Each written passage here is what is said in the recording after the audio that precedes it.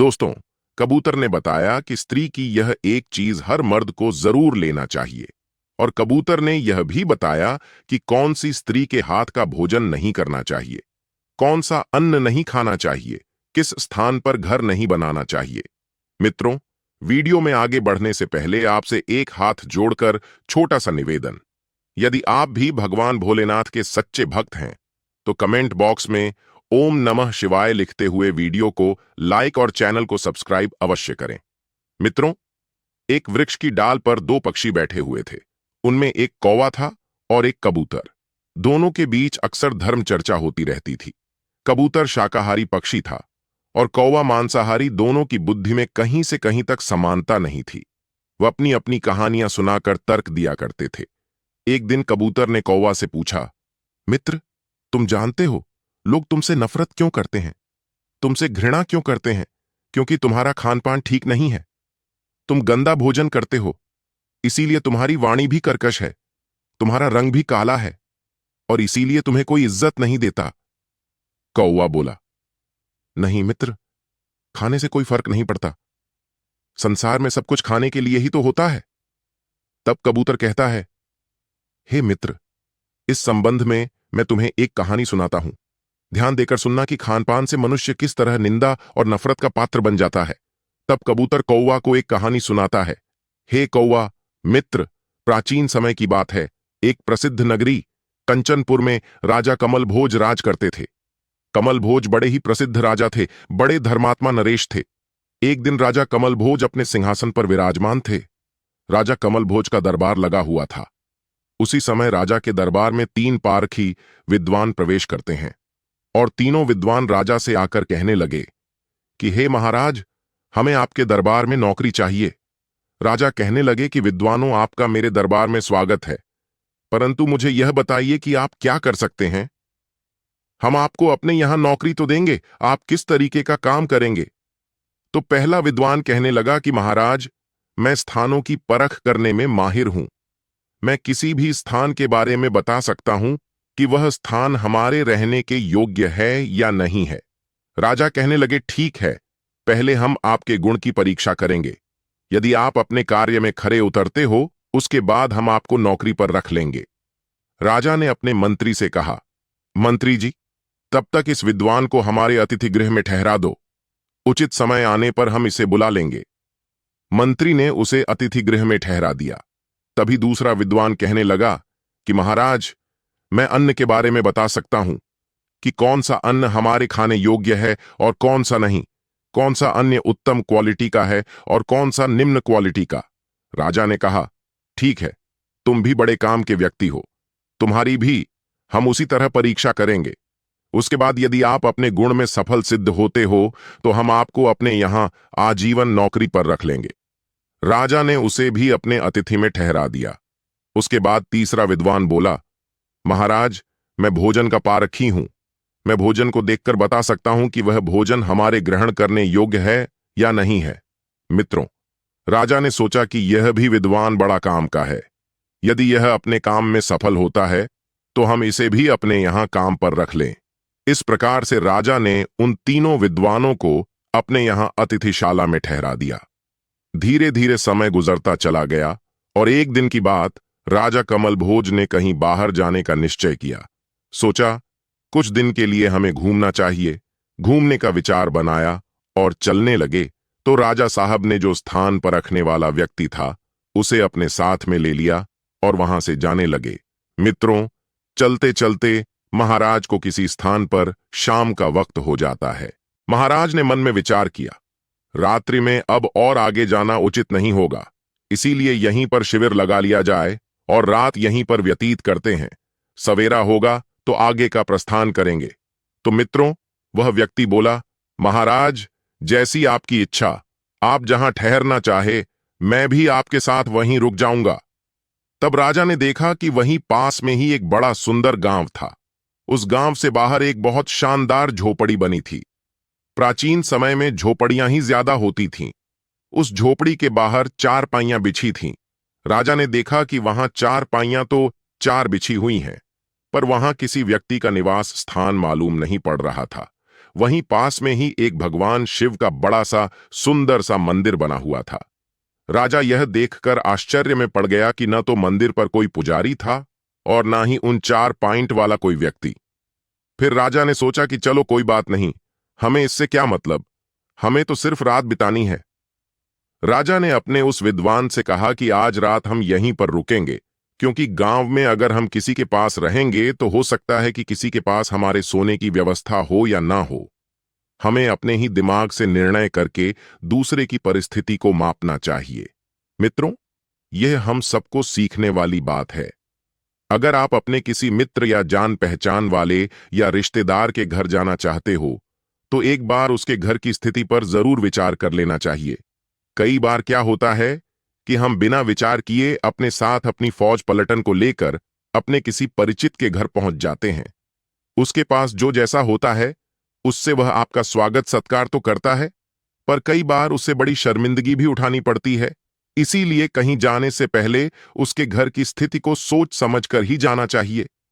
राजा की बात सुनकर वह व्यक्ति कहने लगा, ठीक है महाराज, जैसी आपकी इच्छा, हम यहां ठहर जाते हैं।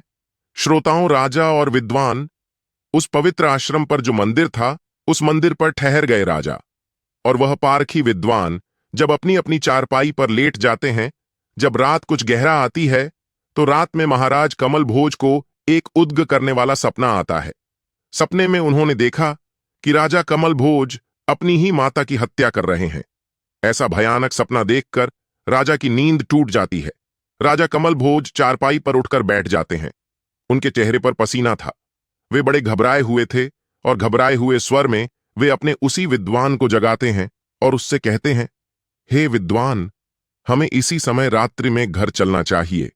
हो सकता है राजमाता पर कोई बड़ा संकट हो। तो वह पारखी व्यक्ति कहने लगा, महाराज शांत हो जाइए। कहने लगा, महाराज, हमें घर चलने की कोई आवश्यकता नहीं है, क्योंकि जो आप सोच रहे हैं नरेश, वह मैं पहले ही जानता हूं। कहने लगा, आप जानते हैं? आप क्या जानते हैं? वह पारखी विद्वान बोला, राजन, आपने जो कुछ उद्दीन होने वाला स्वप्न देखा है वह इस स्थान का प्रभाव है। आपकी माता पर कोई संकट नहीं है। देखने में तो यहां भगवान शिव का मंदिर है, परंतु हे महाराज, इस मंदिर परिसर में रहने वाले पुजारी ने अपनी माता की हत्या कर दी थी, इसलिए आपको परेशान करने वाला ऐसा सपना दिखाई दिया। यह सुनकर राजा को बड़ा आश्चर्य हुआ। राजा कहने लगा, स्थान का प्रभाव यह कैसे हो सकता है? तब राजा उस पारखी विद्वान की बात का परीक्षण करने के लिए सुबह होते ही प्रातःकाल उस गांव के व्यक्तियों को बुलाता है जो नजदीक में गांव था। उनसे महाराज कमल भोज कहने लगे कि हे गांव के लोगों, यह इतना पवित्र पावन स्थान है, परंतु यहां हमें कोई भी पुजारी, पंडित या कोई आचार्य दिखाई नहीं दे देता है। यहां कोई रसोई घर भी दिखाई नहीं पड़ता है। जब भगवान शंकर का मंदिर बना हुआ है तो यहां किसी ना किसी पुजारी को रहना चाहिए। राजा के पूछने पर गांव के लोगों ने बताया, महाराज, इस मंदिर पर पहले एक पुजारी रहता था। एक दिन पुजारी ने किसी बात पर क्रोध के आवेश में अपनी माता की निर्मम तरह से हत्या कर दी थी। उसी पाप दोष के कारण राजन यह स्थान अपवित्र हो गया है। हम इस स्थान के दर्शन करने भी नहीं आते हैं। राजा ने जब यह बात सुनी तो अपने साथ आए स्थान की परख करने वाले विद्वान को राजा ने बहुत शाबाशी थी। राजा साहब कहने लगे, भाई, स्थान पर रखने वाले विद्वान, तुम वाकई में बहुत योग्य हो। अब मैं तुम्हें अपने यहां नौकरी पर रखता हूं। राजा साहब वहीं से उस विद्वान को साथ लेकर अपनी राजधानी को लौट आते हैं। राजा ने घर आकर देखा तो उनकी माता राजमहलों में कुशल पूर्वक थी। मां को देखकर राजा बहुत संतुष्ट हुआ और फिर जाकर अपने राज्य के सिंहासन पर विराजमान होता है। फिर उस स्थान पर रखने वाले विद्वान को बुलाया और भरे दरबार में उसके बारे में राजा साहब कहने लगे कि हे दरबारियों, यहां से जाने के बाद हम किसी स्थान पर ठहरे हुए थे और उस स्थान के बारे में विद्वान ने यह बताया कि इस स्थान पर कुछ समय पहले हत्या हुई थी। यह स्थान रहने के योग्य नहीं है, अपवित्र स्थान है, जबकि देखने में भगवान शंकर का वहां मंदिर बना हुआ था। राजा ने अपने सभासदों से यह बात कही थी कि मैंने जब उसकी जांच की और पड़ोस के ग्रामीणों को बुलवाया तो उन्होंने बताया कि महाराज, इस मंदिर में रहने वाला पुजारी ऐसा क्रूर व्यक्ति था कि उसने अपनी माता की निर्मम हत्या कर दी थी। इसकी बात बिल्कुल सत्य निकली। तब राजा ने उसी विद्वान से पूछा, विद्वान, आपको यह कैसे पता चला कि वह स्थान रहने के योग्य नहीं था? तो विद्वान राजा के दरबार में कहने लगा, महाराज, कि हम जिस स्थान पर रहते हैं उसका प्रभाव उसी समय पर आरंभ हो जाता है। महाराज, आप गंगा स्नान को जाएंगे तो आपके मन में अच्छे विचार आएंगे।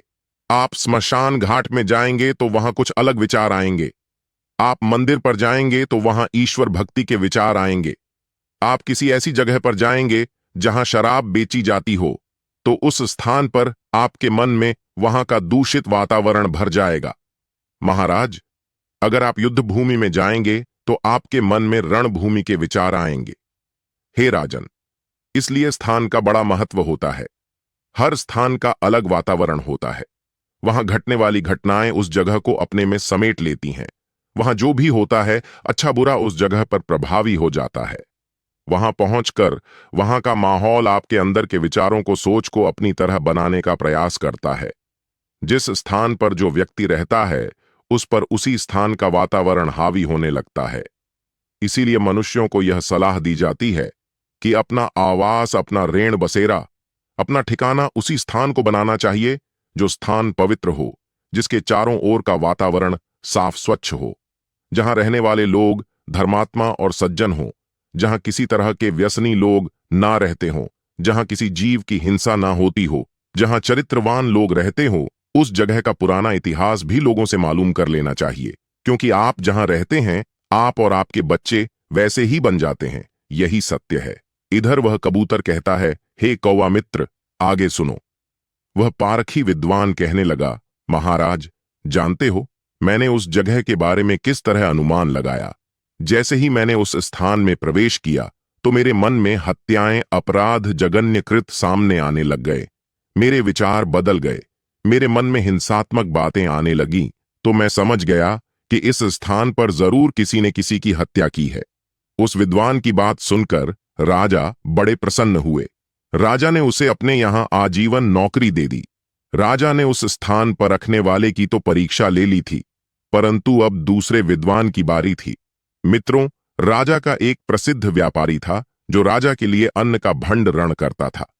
एक दिन वह 500 क्विंटल गेहूं लेकर राजा के पास आया और राजा से कहने लगा, राजन, मैं राज्य के लिए 500 क्विंटल गेहूं लेकर आया हूं, परंतु राजन, यह अच्छी उत्तम किस्म के गेहूं हैं, इसलिए इनकी कीमत कुछ ज्यादा देनी पड़ेगी।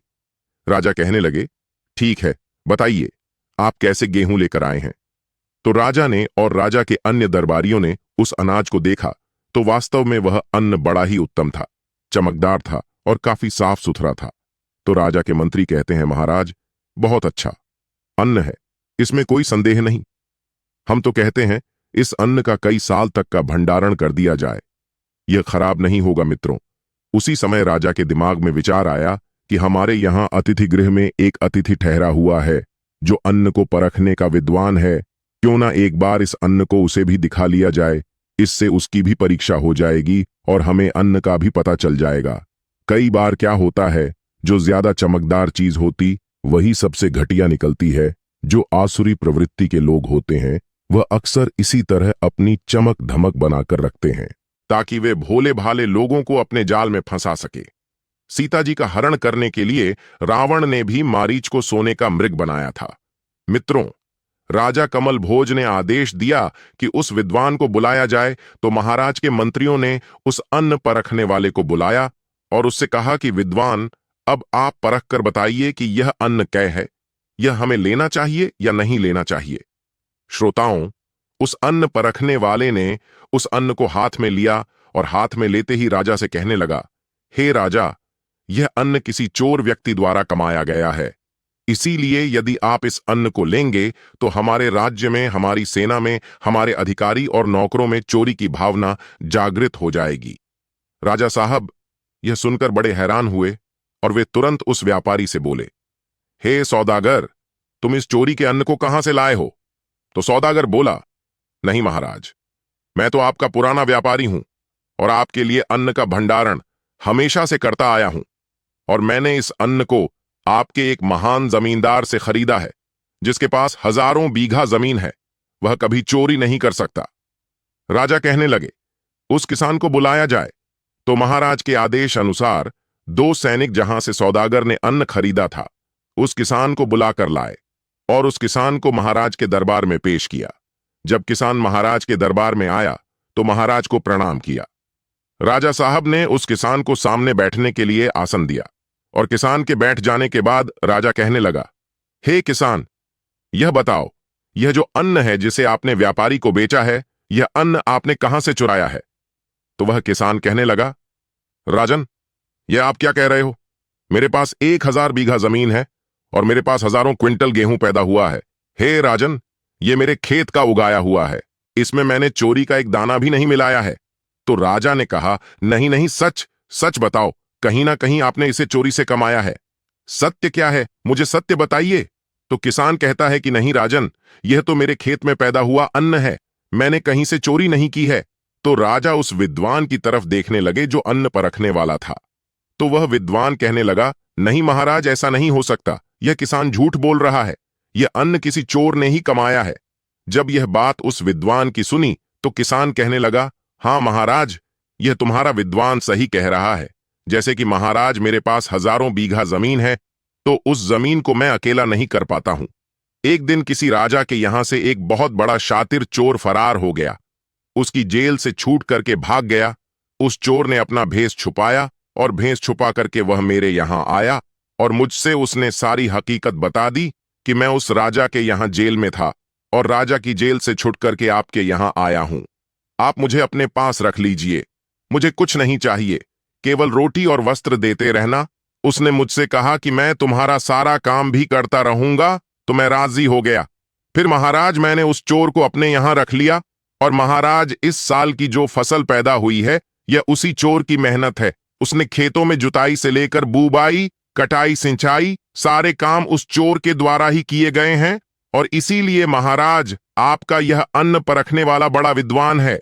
इसने यही तो कहा है कि अन्न चोर ने कमाया है, यह अन्न चोरी करने वाले व्यक्ति का ही कमाया हुआ है। राजन, आपकी इस विद्वान की बात बिल्कुल सही है।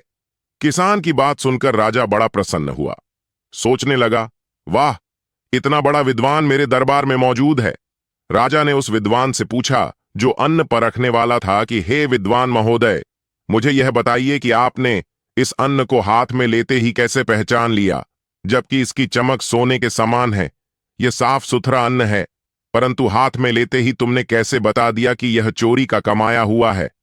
तो वह विद्वान व्यक्ति कहने लगा, राजन, जब मैंने इस अन्न को हाथ में लिया तो हाथ में लेने के बाद मेरे मन में विचार आया कि अन्न तो सोने के सामान चमक रहा है, और जब मैंने यह देखा तो मेरा ध्यान महाराज आपके महल पर पड़ा, जो सोने का कलश लगा हुआ है। मेरा ध्यान उस स्वर्ण कलश पर चला गया और मैं देखने लगा कि अन्न और स्वर्ण कलश दोनों देखने में चमक रहे हैं। परंतु हे राजन, उसी समय मेरे मन में विचार आया कि मैं इस राजा की नौकरी क्यों करूं। मैं राजा के स्वर्ण कलश को चोरी करके ले जाता हूं तो मेरी कई पीढ़ियां बैठे बैठे आराम से भोजन कर सकती हैं, जबकि हे राजन, मैंने मेरे जीवन में किसी की चोरी नहीं की है। परंतु इस अन्न को हाथ में लेते ही मेरे मन में यह विचार आने लगा, और जब विचार आया तो मैं जानता हूं, राजन, विद्वान लोग कहते हैं, जैसा खाओगे अन्न वैसा होगा। मन अर्थात आप जैसा अन्न ग्रहण करेंगे उसी प्रकार का आपका मन हो जाएगा। तो राजा उस विद्वान की बात सुनकर के बड़े प्रसन्न हुए और उसको भी आजीवन अपने दरबार में नौकरी पर रख लिया। मित्रों, इस प्रकार फिर कुछ समय बीता। राजा के दरबार में नौकरी के लिए कोई ना कोई आता रहता था। तो एक दिन एक प्रसिद्ध रसोइया भोजन बनाने के लिए महाराज के दरबार में आया और महाराज से कहने लगा, हे राजन, मुझे आपके दरबार में नौकरी चाहिए। तो राजा कहने लगे, बताओ, आप क्या कर सकते हैं? तो वह रसोइया भोजन बनाने वाला कहने लगा, महाराज, मैं एक भोजन बनाने वाला हूं और आपके यहां भोजन बनाने का कार्य कर सकता हूं। महाराज, मैं स्वादिष्ट से स्वादिष्ट, अच्छे से अच्छा भोजन बना सकता हूं। तो राजा कमल भोज मन में विचार करने लगे कि ठीक है, यह भोजन बनाने का काम करता है तो अच्छी बात है, इसे अपने यहां रख लेते हैं। परंतु राजा कमल भोज ने उस भोजन बनाने वाले से कहा कि हे भोजन बनाने वाले, पहले तुम्हें आज परीक्षा देनी होगी। आज का भोजन हम स्वयं छक कर देखेंगे। तो भोजन बनाने वाला कहने लगा, ठीक है महाराज मित्रों। अब तो उस रसोइया को राजा ने अपने यहां नौकरी पर रख लिया और उसे कह दिया कि आज का भोजन हम स्वयं खा करके देखेंगे। आप जाइए, भोजन बनाइए। तो मित्रों, उस दिन जो रसोइया था, भोजन बनाने वाले ने पूरा कौशल लगाकर भोजन बनाया। पूरे होशो हवास में जितना हो सकता था, जितना अच्छे से अच्छा भोजन बना सकता था, उतना स्वादिष्ट व्यंजन बनाया। और जब भोजन तैयार हो गया तो महाराज कमल भोज को उस रसोइया ने बुलवाया कि महाराज, हमने जो भोजन बनाया है उसे आप देख सकते हैं कि कैसा भोजन है। दर्शक बंधुओं अपने मंत्रियों के साथ और उस भोजन को परखने वाले के साथ राजा अपने रसोई घर में गए। राजा ने जब भोजन को खा करके देखा तो भोजन बड़ा स्वादिष्ट था, बहुत अच्छा भोजन बनाया था। उन मंत्रियों ने भोजन को खाया तो मंत्री कहने लगा कि महाराज, हमने बहुत भोजन बनाने वाले देखे हैं, परंतु ऐसा कुशल भोजन बनाने वाला हमारे राज्य में पहली बार आया है। हे महाराज, इसको अपने यहां नौकरी पर रख लेते हैं। तभी वह जो भोजन परखने वाला विद्वान था, राजा ने उससे कहा कि हे भोजन परखने वाले, आप बताएं, यह भोजन बनाने वाला और यह बना हुआ भोजन कैसा है।